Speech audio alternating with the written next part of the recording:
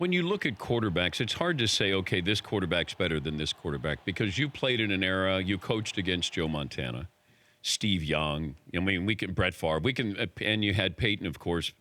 But when it comes to Brady, are we going to hold losses against, like LeBron? We hold losses in the finals against him, as opposed to how many times Michael got there 6 times. What about all the times he didn't get there? Whereas Montana went there 4 times. What about all the other times? Here's Brady and LeBron going there year after year after year. It's unbelievable. People don't realize how hard it is to do that.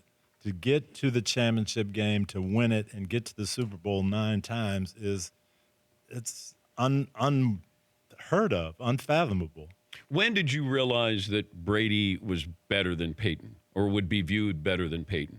Well, the longevity and winning and getting there. But like you say, you really can't compare. People, they're mad at me in New England because of the way I rank things. But you said it, Joe Montana, Elway, those guys, we could hit them in the knees. We could hit them in the head. We could hit their receivers coming across the middle.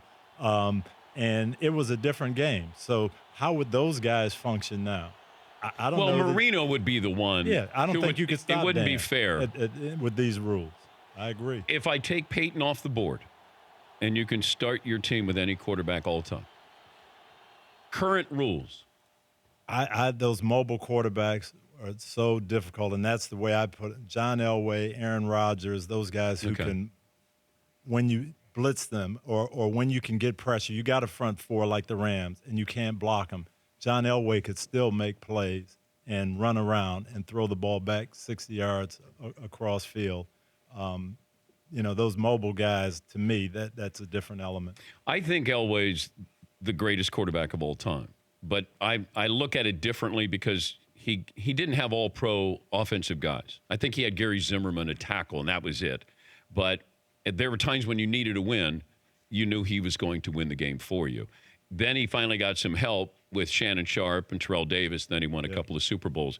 But those first 3, I didn't think that offense was very good. And their defense wasn't. No, and they were supposed to be built on defense, and they got overmatched. But we hold those losses, like the Buffalo Bills and the Minnesota Vikings. When you lose a Super Bowl, it's like you're bums. But you got to the Super Bowl, and we don't give credit to the Buffalo Bills, right? I agree. John Elway was so good. I'm defensive backfield coach in Kansas City with Marty Schottenheimer. We're up 4 points. It's 4th down and 10, and Marty goes for it.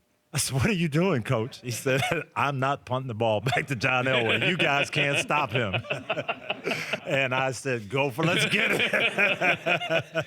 Did you make it? We did. Oh, okay. We did. Rob Thomas caught a ball, and we won the game, and we didn't have to defend that 2-minute drive, and we celebrated. For more Dan Patrick Show, tune to Audience Channel 239 on DirecTV or download the Dan Patrick Show app.